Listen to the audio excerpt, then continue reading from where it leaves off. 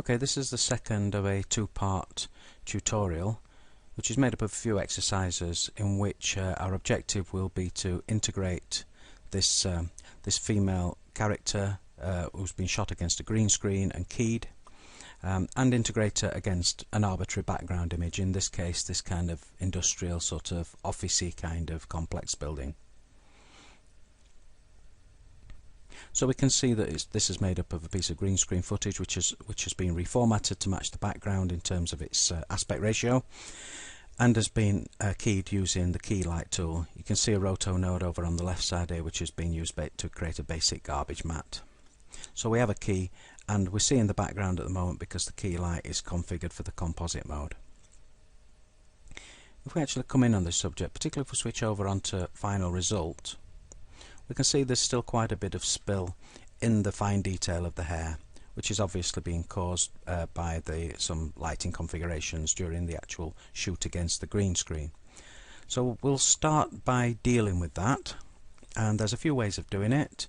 The one that we'll use to keep it simple will be the alpha bias. So essentially we're using D-spill bias, but we've got the alpha bias mapped to it. So what we're going to do is, I'll just bring this down a touch. What we're going to do is we're just going to take the colour swatch, or the colour picker should I say, and then we're just going to come and control click somewhere in the hair detail where the green spill isn't affecting the image. So maybe somewhere in this dark detail.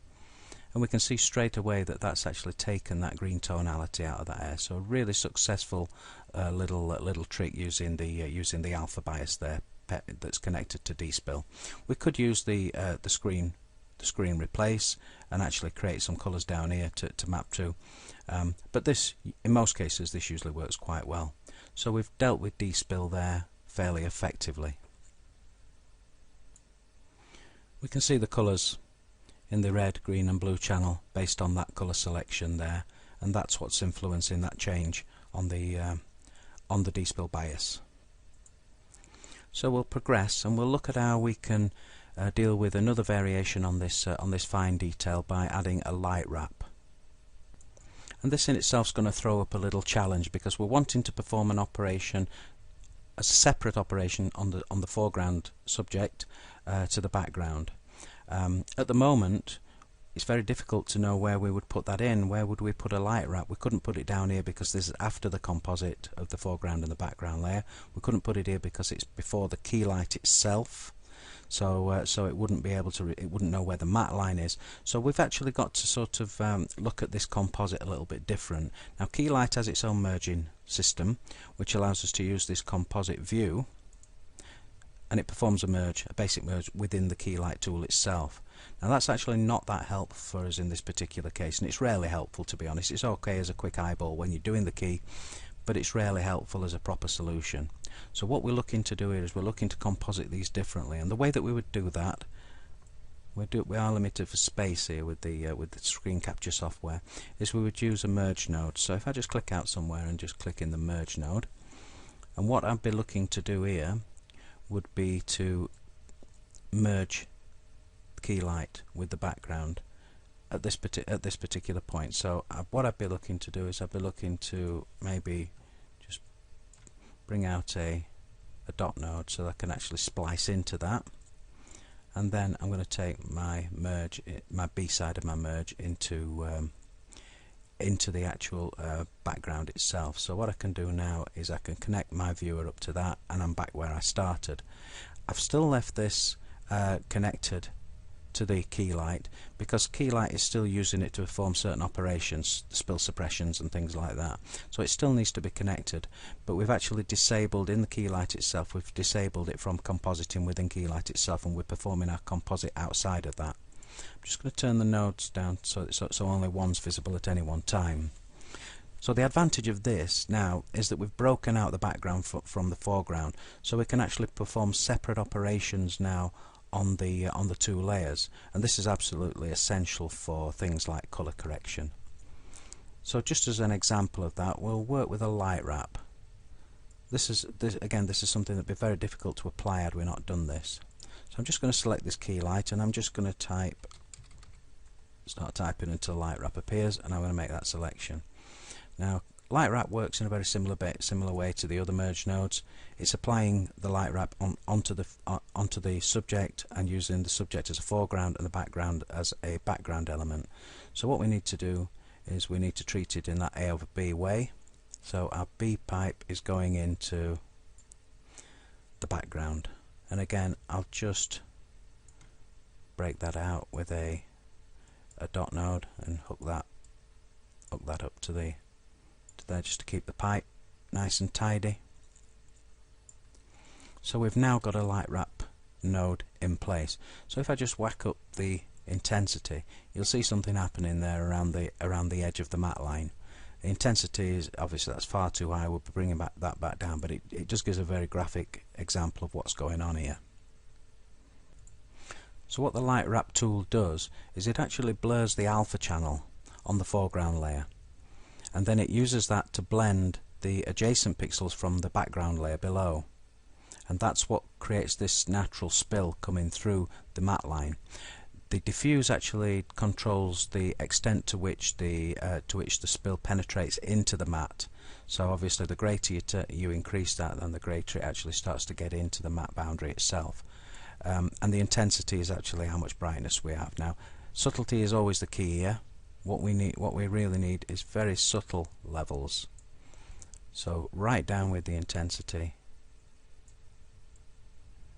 and the diffuse, and then we can just toggle it on and off, and you can see that the effect is actually quite subtle. You see it the most on the right side, where there's actually an intersection with the back end of this window. See very little here, but obviously the advantage of this light wrap is that this will respond to any changes in the background. So if I replace the background layer altogether, if I color grade the background as I plan to do in a few minutes, if I actually repositioned it so this area of window wasn't there, then whatever was behind, the adjacent pixels directly behind, we would get a dynamic interaction between the two layers. So it's a much more accurate tool in that respect, and much more accurate, for example, if we'd chosen to expand the matte around the subject, for example, and blurred and color corrected that, which would obviously be based on the subject itself and not on any relationship with the background. So we'll move on and look at grading the background itself. You can see this is quite a dark, dingy room, and let's say we wanted to lift it up a little bit. Well, what we'll do is we will select our background and we'll type G to bring in a grade layer. This is the go-to color correction tool. Okay, and what we're going to do is we're just going to use this to generally brighten the image. So I'm going to start just by lifting the gamma. You'll see that as I pull this off, we see the effect of that almost instantly. Okay, 1.5, and you can see already that what that's done is that's actually raised the midtones. Gamma works on the midtones, the grey or the midtone brightness values of the image, but as a gradually decreasing effect on the darkest and the brightest areas of the image. So effectively, the very darkest and very lightest pixels of this image are unaffected, but it's just the threshold of midtones in between that are affected, either in the negative or the positive value based on the extent to which you move the slider. So you can see there that we've made quite a big difference there in the brightness of the background, and we can see a lot more detail, and it looks a lot less depressing. We could also increase the multiply mode a little bit, just bring that up a little bit, maybe not quite as much as the gamma, and the effect of that is to actually raise up the highlights without affecting any other parts of the image. And what that's doing is that's actually blowing out the window. So what I'm going to do is I'm actually going to take that into negative values just to darken the window so they're just not quite as glary, and I'll just take the gamma up just a tiny bit more just to compensate for the fact that I've reduced the multiply. Okay, so I'm quite satisfied with this as a pre-grade on the background, and it's always the way that you go about these kind of integrations. You always start by pre-grading the background, and then you start matching your subject to the background. There'd be no point doing it in the other direction. So we'll now look at color grading our subject to match the background. So I'm just going to pull these nodes down just to give me a little bit of space. I'll put the colour correction after the light wrap. So I'm actually going to put a couple of nodes in here after the light wrap to start grading my subject to match the background. So again, I'm going to add in a grade node, and this grade node is going to be purely and simply for matching the darkest areas of the subject to the darkest areas of the background, and the lightest areas of the subject to the lightest areas of the background. So to do this, I just make sure that I've got the right node selected.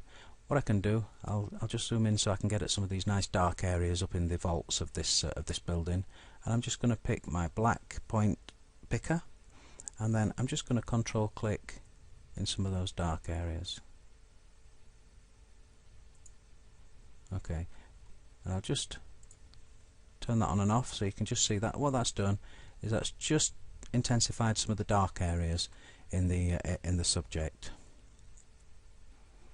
Okay, and the next thing I'm going to do is I'm going to match my white point. So again, I'm going to turn on my white point tool, and again I'm going to control click, and I'm going to pick some of the bright areas from the cheeks of this window frame, and we should see a bigger difference this time. Okay, so if we take a look at the image now, when I toggle the grade on and off, we can see that's made a massive difference in terms of brightness, and in terms of the dark and the light points of the subject. We're much more now in tune with the building, but this has in itself raised a slight problem, which is that we can now see very clearly the colour imbalance between the subject and the background. We can see that there's a lot of red and yellow tones in the female subject which don't exist within this more austere office building. So what we're going to need to do now is we're going to need to colour grade the subject. So again, I'm going to apply another grade node. I could actually do this within the same grade node, but it is actually good practice to use multiple nodes to perform small operations. And we can actually comment these. So if we go into the node comment, we can actually put a comment in. So I'll just put colour grade in there for that one, and for that one I'll go into the node and I'll just put black and white.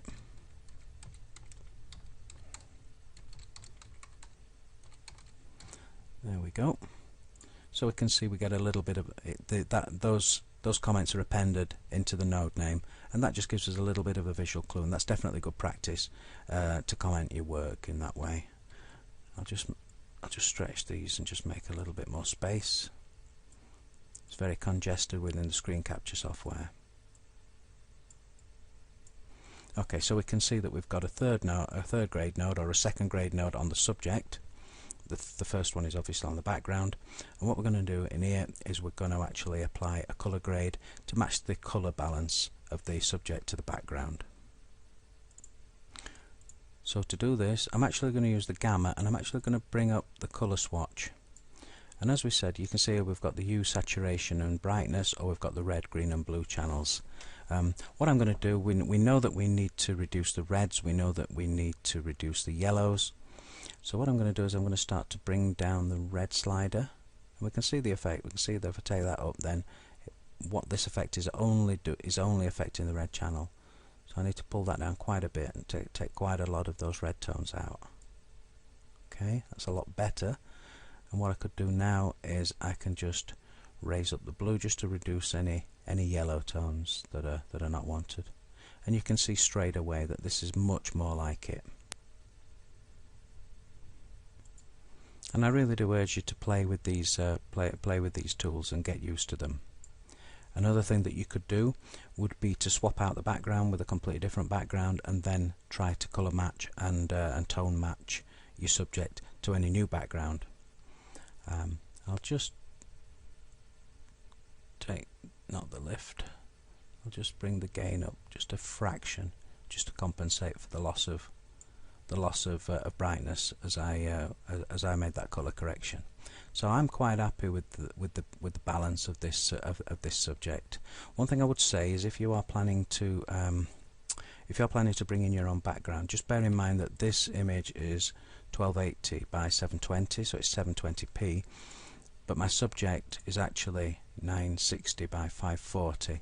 I've actually used a reformat node set to the output format of 720p to basically make sure that these two match. So if you're bringing in a background which has a different dimension, you will need to make sure that you reformat your green screen subject to actually match whatever aspect ratio or dimensions any new background that you're bringing in has. Okay, that's the end of this tutorial. Hope you found it useful.